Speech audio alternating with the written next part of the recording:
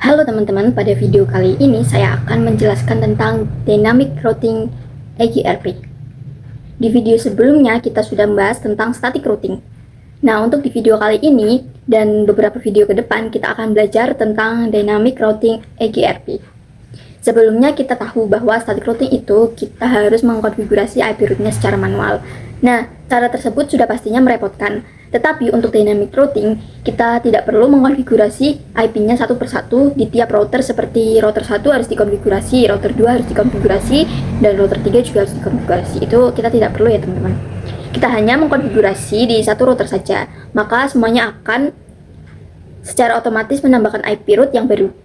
Contohnya begini, apabila kita memiliki network baru atau kita memiliki router yang baru, kita akan menambahkan router di sini. Anggap saja ini sebagai network.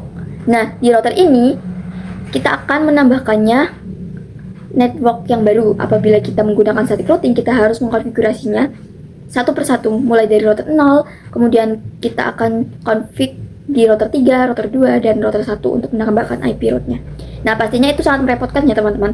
Tetapi untuk dynamic routing sendiri, kita hanya perlu mengkonfigurasi di satu router saja, yaitu router 0. Maka semuanya akan otomatis terupdate atau mengikuti daftar IP route yang baru saja kita tambahkan. Jadi intinya, static routing kita harus mengkonfigurasi IP route-nya secara manual. Sedangkan untuk dynamic routing, IP-nya akan terkonfigurasi secara otomatis. Di sini, saya sudah punya topologi yang dimana ada router 1, router 2, PC1, dan PC2. Untuk routernya sendiri, saya memakai router 2911. Kita akan hubungkan kabelnya terlebih dahulu dari router 1 ke router 2. Kemudian untuk router 1 ke PC1 dan router 2 ke PC2.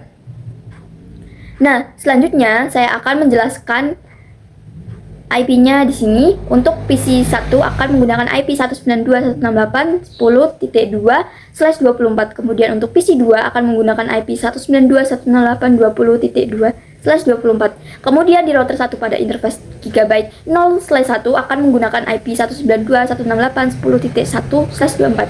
Dan Gigabyte 0/0 akan menggunakan IP 10.10.10.1/24. Lalu di router 2 kita akan menggunakan IP 192.168.20.1/24 di interface Gigabyte 0/1. Kemudian untuk Gigabyte 0/2 kita akan menggunakan IP 10.10.10.2/24. Nah, langkah selanjutnya adalah kita akan mengaktifkan seluruh interface yang masih mati di masing-masing router ini.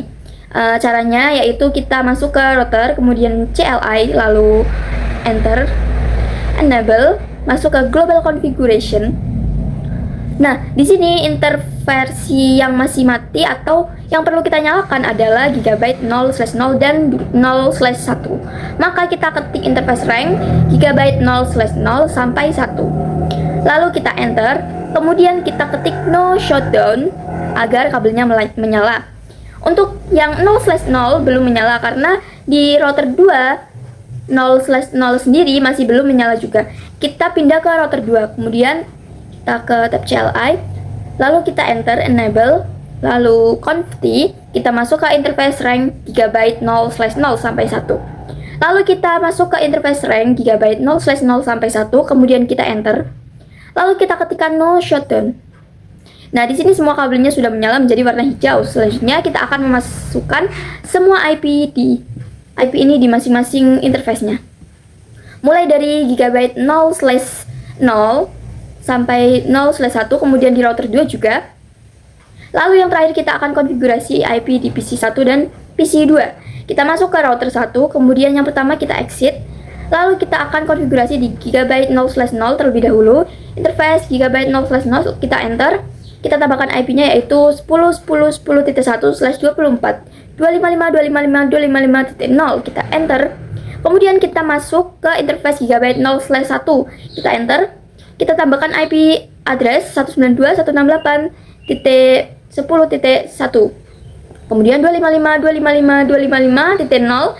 Nah, IP 10.1 ini yang nantinya akan menjadi gateway untuk PC1. Kita enter. kita close, kita pindah ke PC 2. Kita exit terlebih dahulu. Di sini kita masukkan interface gigabyte 0/0, kita masukkan IP-nya yaitu 10.10.10.225.255.255.255.0.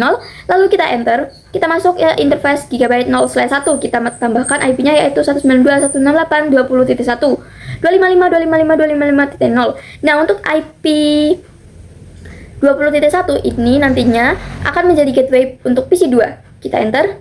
Nah, setelah kita memasukkan semua IP-nya ke masing-masing router, langkah selanjutnya kita akan konfigurasi IP di PC 1. Kita masuk ke desktop, configuration, lalu kita tambahkan 192.168.10.2/24. Untuk gateway-nya kita akan memakai yaitu 192.168.10.1 sesuai yang sudah saya jelaskan tadi. Kemudian untuk PC 2 desktop, IP configuration, lalu 192.168.20.2 lalu /24. Untuk gateway-nya yaitu 192.168.20.1, kita coba close. Nah, teman-teman tahu bahwa kalau kita belum melakukan static routing atau kita belum melakukan routing, pastinya pingnya akan gagal. Kita akan coba di sini PC 1 ke PC 2, hasilnya adalah file. Lalu kita coba lagi. Nah, ini masih valid dan untuk ketiga kalinya juga masih valid. Hal ini dikarenakan apabila PC 1 akan mengirim paket ke PC 2, router 1 tidak tahu arah atau jalur yang benar yang mengarah ke IP 20.2 atau IP yang dituju oleh PC 1. Nah, di video selanjutnya saya akan membahas tentang konsep static routing dan dynamic routing.